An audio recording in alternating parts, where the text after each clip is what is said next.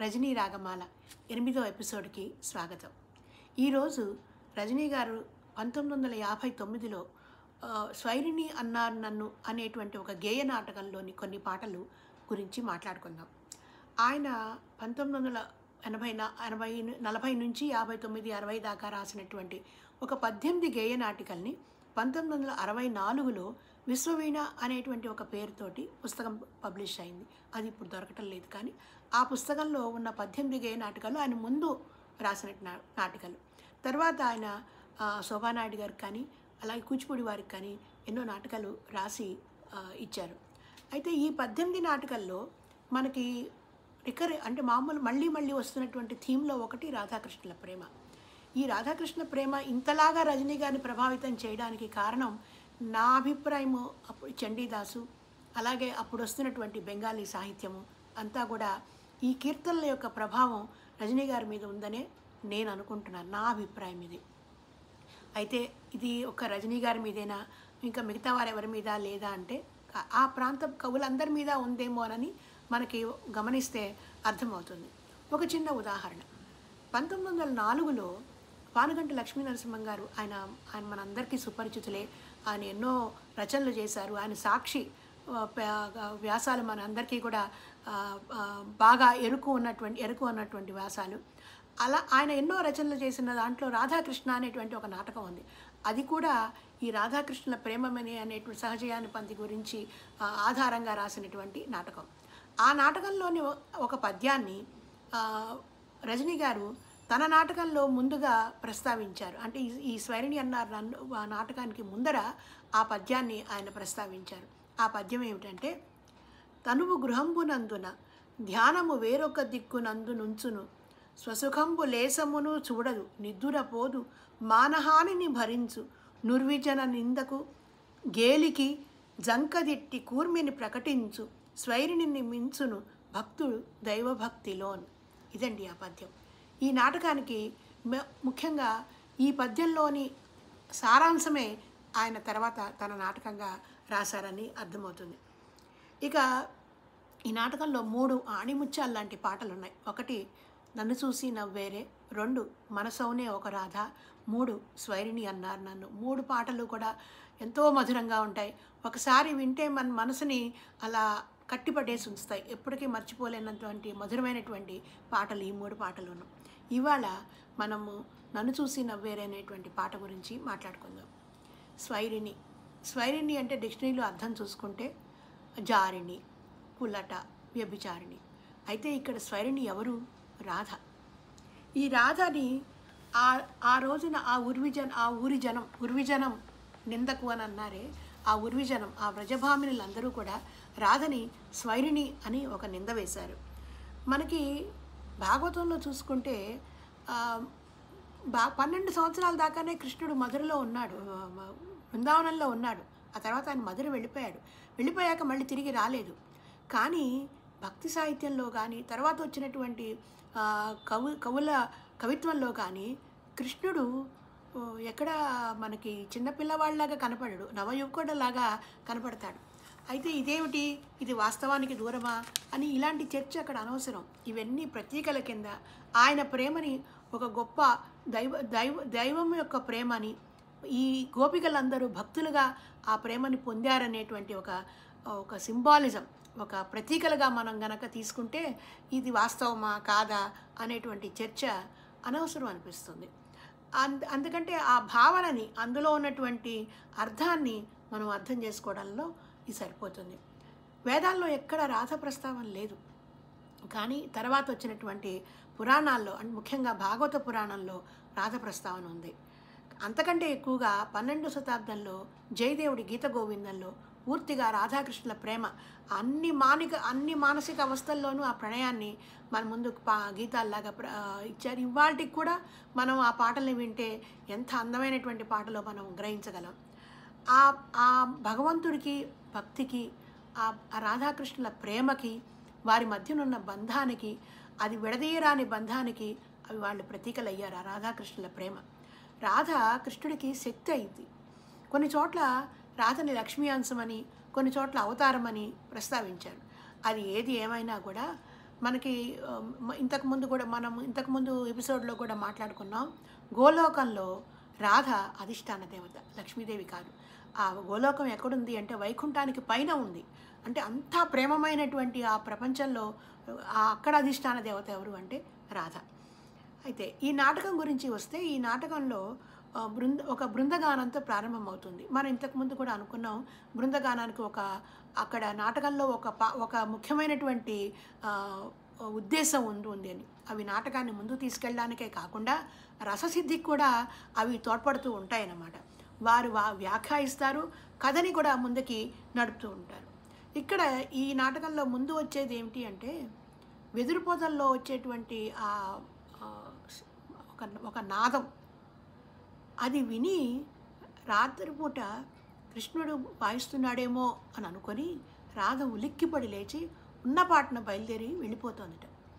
అది ఎక్కడ చీకటి, ఆ చీకట్లో కృష్ణుడు వేణు వాయిస్తున్నాడని వెతుక్కుంటూ వెళ్ళిపోతుంది.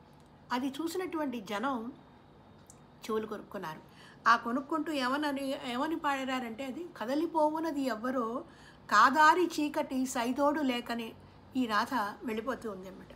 అప్పుడు ఊరి జనం అనుకుంటూ ఉంటారు ఏమని, పరపురుషుడు పరాత్పరుడు అంట, తరలిపోవును ఈ జగజంత అని చెవులు కొరుక్కుంటూ, తానేమో జీవాత్మయట, తన మగడు నిత్యదేహమట, తన ప్రియుడు లోకప్రియుడంట, తన అభిసరణ పురాణమంట. ఇదండి ఈ నాటకానికి మొత్తం థీమ్ అన్నమాట. దీని మీదే ఆయన నాటకం అంతా కూడా విస్తారింప చేసుకుంటూ వచ్చారనమాట. ఈ కథ తాను చెప్పదలుచుకున్న కథని ముందుగా ఈ బృందగానంతో ప్రేక్షకులకి, మనలాంటి శ్రోతలకి, చదివేవారికి కూడా వినిపించేశారు.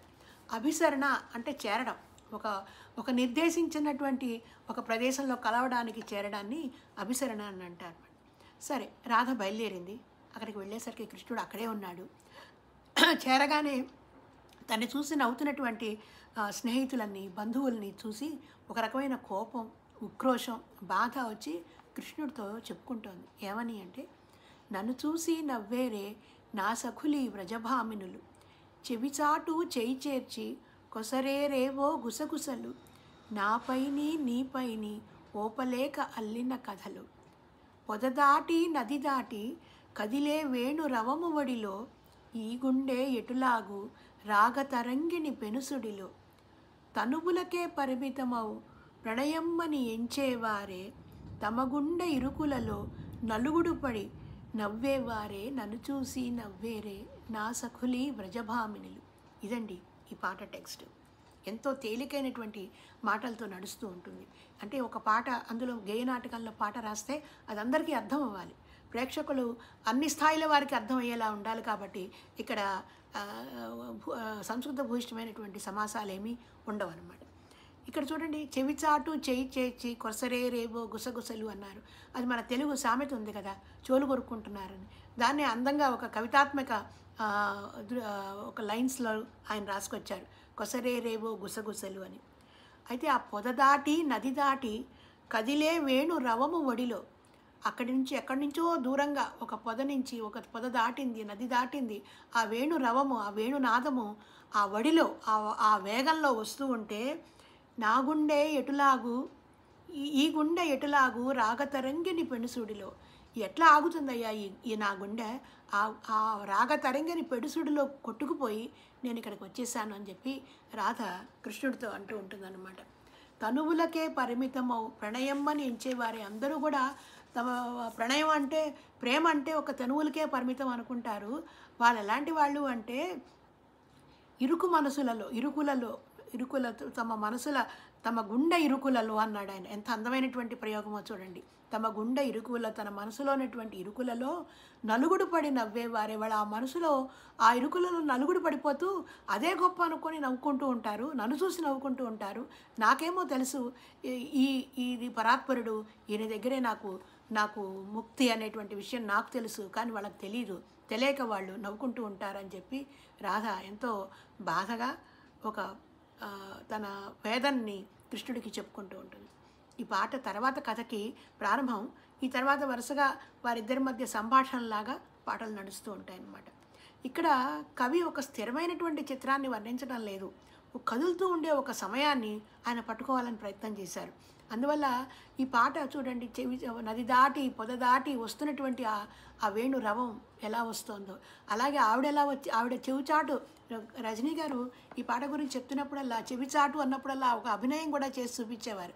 చెవిచాటు, చేయి చేర్చి, కొసరేరేవు అన్నీ కూడా మనకి కదులుతున్నటువంటి చిత్రాలని ఆయన తన పదాలతో పట్టుకోవాలని ప్రయత్నం చేశారు.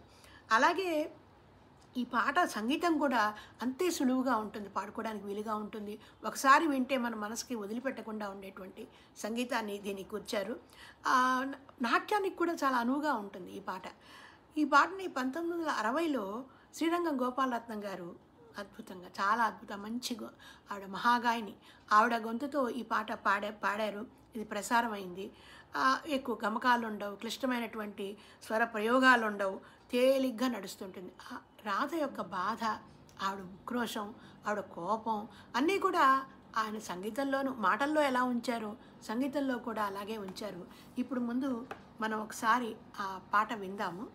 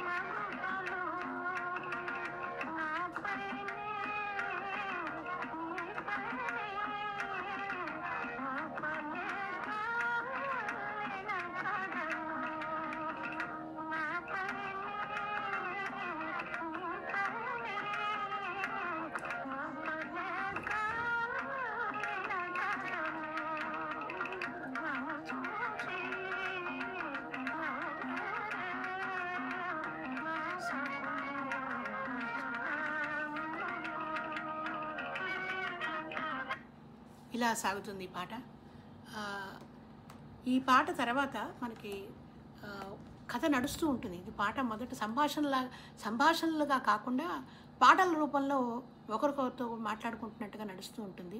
ఆల్మోస్ట్ మన ఓపెరాల్లాగా, మన ఇంగ్లీష్ ఓపెరాల్లాగా నడుస్తూ ఉంటుంది అనమాట.